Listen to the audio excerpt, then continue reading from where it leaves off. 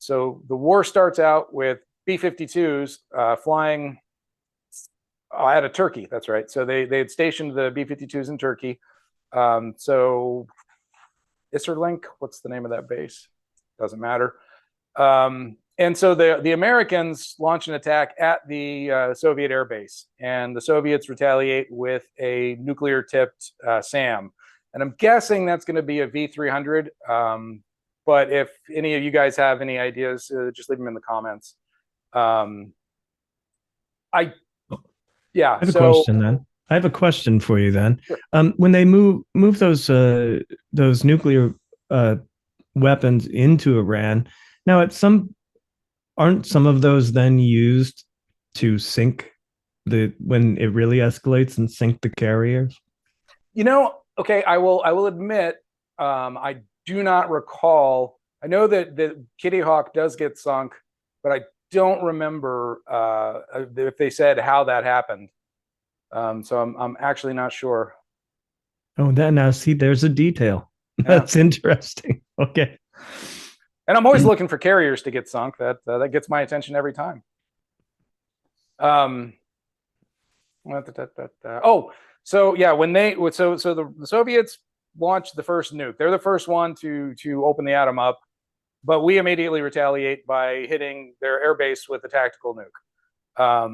And I always have a hard time with how long it was between that first exchange and then all hell breaking loose, and panic in the streets of Sheffield. Mm-hmm. Do you have thoughts on that? Yes, I do. So often in media and certainly in the public imagination, more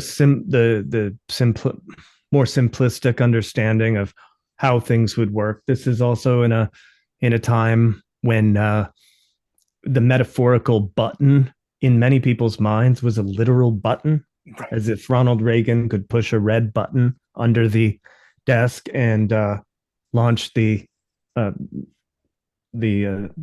integrated operations plan and end the world.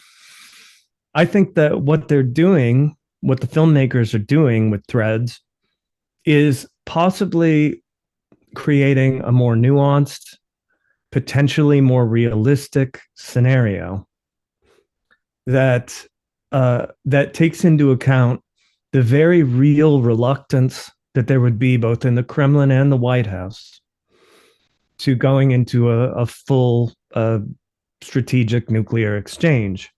Now, I can't say whether that would really be the way that it would play out, but it was something new, something that clearly this film wants to explore, not just to ratchet up tension, though it does that. And I think that as far as in a dramatic screenplay, I think it's excellent, because so often the button gets pushed and things happen so rapidly that within 24 hours it's over, or 2 days. And so in doing that, they ratchet up the tension. So that's a dramatic thing. But I think that it may potentially be realistic that every step would be laboriously debated, as opposed to the clockwork automation, right, of Armageddon. Right. And so often World War I is described as a sort of clockwork automation, and the guns of August become the missiles of October, and right, this metaphor gets carried on that once things get rolling, it just happens without any sort of human intervention. And so I think that if you're watching the film for the first time, or watching it for the first time again, maybe this is something you could look at as somebody interested in the Cold War and interested in the politics and mechanics of the military and political infrastructure, that maybe it would happen more slowly, painfully, inevitably, but perhaps more slowly. Anyway, those are my thoughts. No, and I think you're right. I think that no matter who's in charge, that there will be a degree of that, and then the question is, to what degree? I feel like, so for example, take the Reagan administration versus the Carter administration, I can see that definitely going a lot more slowly under Carter than Reagan. Yes. And I'm not going to assign any goodness or badness to either of Well, those things, but just to say early that, Reagan, early Reagan. yeah, yeah. Later Reagan might very well have been more nervous about the scenario. That makes sense. So let's see. Then really, as far as the war in narrative goes, it really shifts from the narrative to the visual war really quickly. And I consider this part of the narrative, but I still get chills every time that box in the administrative shelter says attack warning red. And it's coming, and it's see, I get chills just talking about it. So that's the end of the war in narrative, because once that comes, now we're gonna actually see it play out. Well, then yes, then we get into something very exciting, because it is different from every other film of its kind, and I am excited to talk about that. So go ahead. Well, okay, so I want to go back a little bit, just to cover the fact that this movie, like half of my videos anymore, chock full of stock footage of F-4 Phantoms taking off and landing, and C-130s delivering troops and equipment to faraway battlefields. But once the war actually gets kicking, you have absolute panic on the streets, and I think the sound of the air raid sirens, it's familiar, but it's still different. And I don't know if it's just because I know what's coming, but I find the air raid sirens that they used in this film just really fill me with an existential dread that generally I don't I don't get from something that every Saturday we have tornado sirens go off here, just to make sure they still work. And I do think that if a tornado comes on a Saturday, we're all screwed. But anyway, so that's really kind of the first thing that you see. Or you see the people panicking in the streets. There's the air raid sirens going in the back, and then we get the actual flash. And the flash is off screen, but you can you see it come over. And they did a great job, I thought, of taking the mushroom cloud, stock footage mushroom clouds, and then cutting to the panic in the streets and everybody's reaction, looking at it in awe, pissing yourself, whatever whatever you're going to do at that moment. So and I want to let you, because I think you're going to have a lot to say on this, but I will say, to me, the most disturbing part of this scene has to be the on fire and melting ET. I don't know what that's about. No, you're right. Nick Jackson commented on that many times over the years. It was one of his favorite bits. Yeah. Well, it got my attention. Yeah, really. The okay, well let's just keep it to that very specific part of the film. The first flash that you see, Mr. Kemp is in the bathroom at that point. Bloody hell. And it is a high altitude detonation over the North Sea. And that's an EMP attack.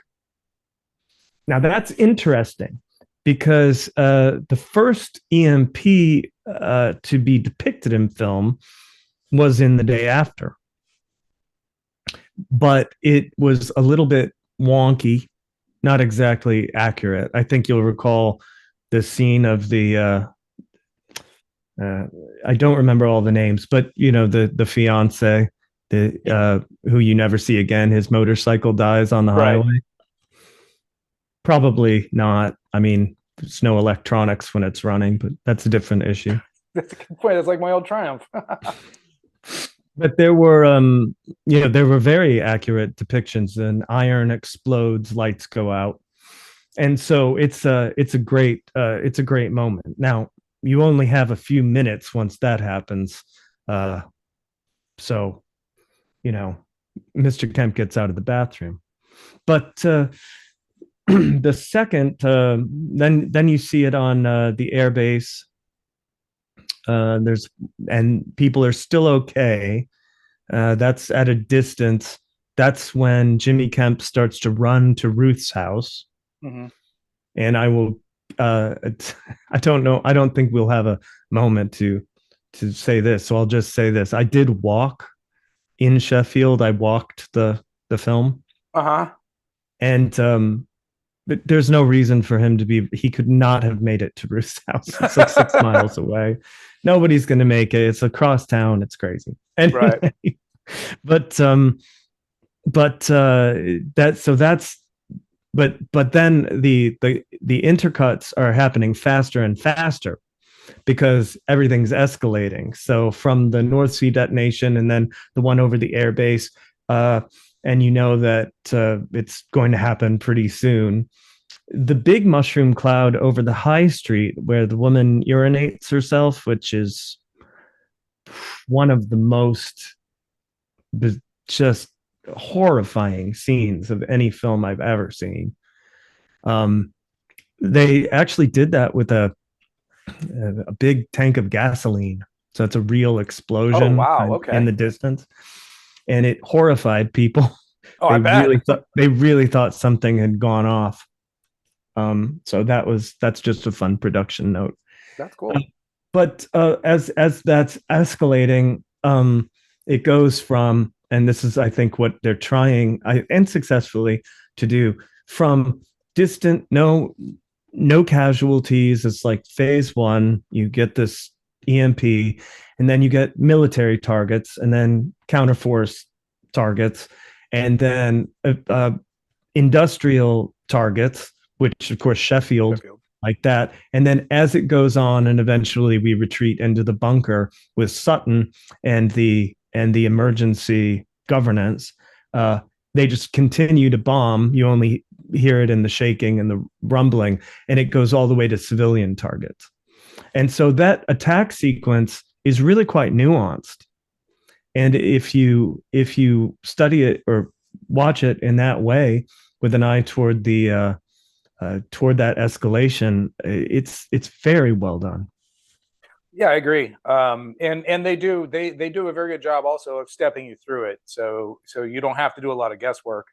Um, and actually, I will say that I did notice when watching it this last time.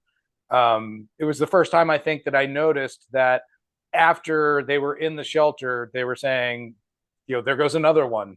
And I was thinking to myself, well, maybe that's a secondary explosion, but yeah, if they're still dropping bombs, that's Yeah, I believe. Yeah, the line is Jesus Christ, another one. Yeah, right. Yep. Yep. it's just still because at that point it really is out of human hands, and it is simply automated counter strikes. Right. So Right. Let's see. So we got that. Okay, and then I guess this kind of fits here, but that is the lean-to door shelters. Um, I thought that was so. Even at well, I guess the first time I saw it, it was already like, that's not going to do much. It's not going to do hardly anything. That's just going to give you maybe a slightly more comfortable place to die. yes, well, that's I think I may or may not go into it in more detail in one of the episodes of the Cold War Vault. But the civil defense of Britain had not updated at all since the 1960s and the days of mention it again. Uh, a precursor to this to Threads is called the War Game, and it came out and was censored and not shown in 1965. It was shown in 1966 only one time, and it wouldn't be shown again until 1985 alongside Threads one time again. But the door shelter, the lean-to door shelter, is really a callback to the absurdity of that, especially because in the 1980s, the civil defense program in the UK was called Protect and Survive. And Protect and Survive was a series of pamphlets and short 1 minute animated films that were not meant to be shown to the public until there was an international crisis that could lead to nuclear war. But people were so interested in civil defense as things started to look very bad in the early 1980s that they demanded that they see what the government had for them. What can we do? And so the pamphlets showed what you could do. And one was to hide in the basement if you had one, and many did not, because if you're renting or if you're in a council flat, you don't have a basement. Yeah. The Beckett's, Ruth, the other protagonist, the main protagonist, she does have a basement because she's upper middle class. Right. The Beckett's, of course, don't have a basement. And the most that they can do is what is obvious to everyone, totally senseless and impotent as a defense, and that is the lean-to door shelter of which you speak. But that was official government advice. You know what? It would keep you busy until you died. So I guess there's some value there. So much of it was inherited from the Second World War. Sure. It would do a lot of good. Explosives. For breaking glass immediately, but in the long term, especially, and it's even referenced in the film, with the roof gone as the fallout comes in, the breaking glass, the fact that you survived the breaking window makes no difference whatsoever. That's right. And as far as the war, the visual war, I think that the collapse of the civil administration shelter, that was kind of like the big finale there. And once that came down, we're moving on into the aftermath.